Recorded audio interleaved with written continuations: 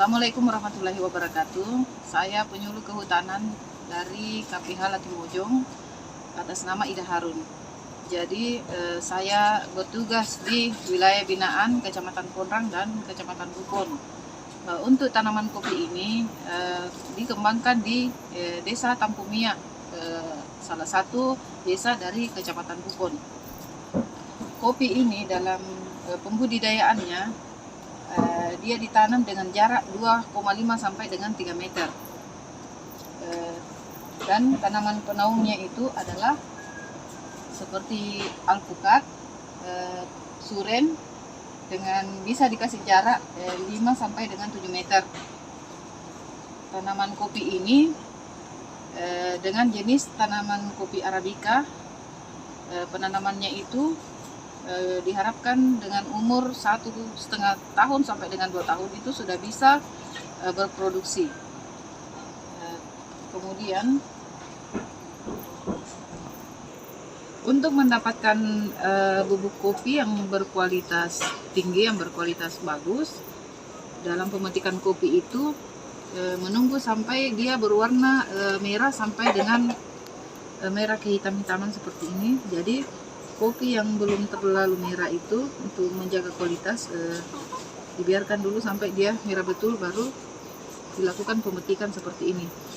Biji kopi yang dalam bentuk masih dengan kulitnya seperti ini itu disebut dengan cherry.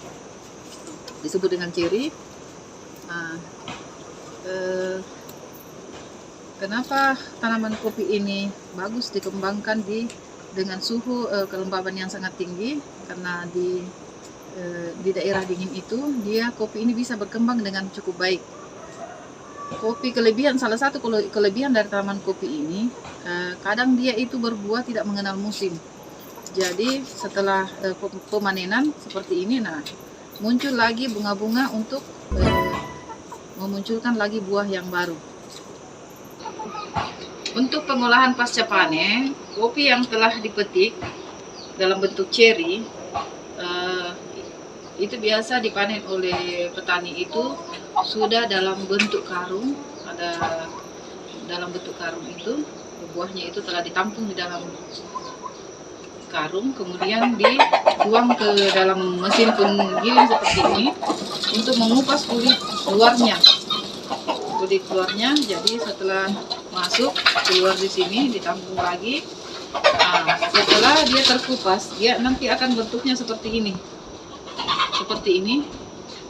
Jadi biji kopi yang masih dengan kulit kerasnya itu disebut dengan kopi masih dalam bentuk gabah. Jadi ini disebut dengan kopi yang masih dalam bentuk gabah. Nah, setelah itu dilakukan perendaman. Jadi kopi ini dimasukkan ke dalam baskom, itu ditampung dengan air, kemudian dituangkan kopi yang dalam bentuk gabah ini, terus dipisahkan antara yang tergenang dengan yang terapung. Jadi yang terendam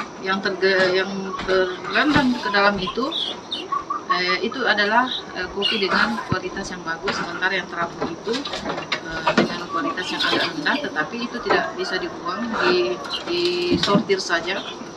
Nah, setelah direndam selama 1 hari, kemudian dilakukan pengeringan dengan dijemur. Cara penjemurannya itu pun jangan langsung bersentuhan dengan tanah, tetapi dibuatkan semacam para-para untuk mendapatkan terik matahari. Kenapa dia tidak boleh bersentuhan langsung dengan tanah? Karena kopi ini dia cepat sekali dia mencium aroma. Jadi dia kalau dia bersentuhan langsung dengan tanah, dia akan beraroma seperti beraroma tanah begitu, sangat mempengaruhi. Nah, makanya dibuatkan para-para untuk melakukan pengeringan. Setelah dirasa agak cukup kering, lalu dilakukan lagi pengupasan kulit kerasnya ini.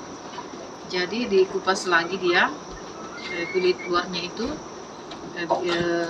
Petani biasanya itu masih menggunakan manual dengan cara ditumbuk, dan ada juga yang telah menggunakan mesin penggiling untuk mengupas kulit kerasnya ini. Setelah terkupas, lalu dilakukan penjemuran lagi.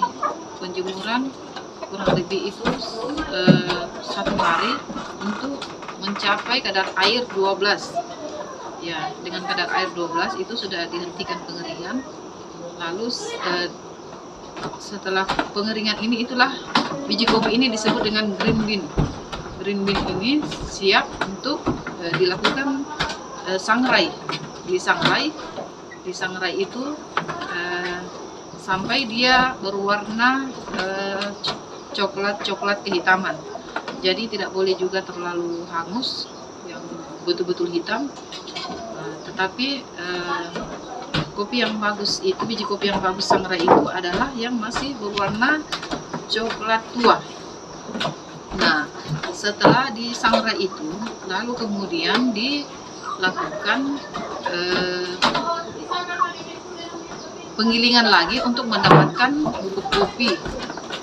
Jadi ada mesin khusus memang untuk menggiling kopi, untuk mencapai ada ukuran-ukuran itu untuk mencapai yang lebih halus dari jenis-jenis kopi itu.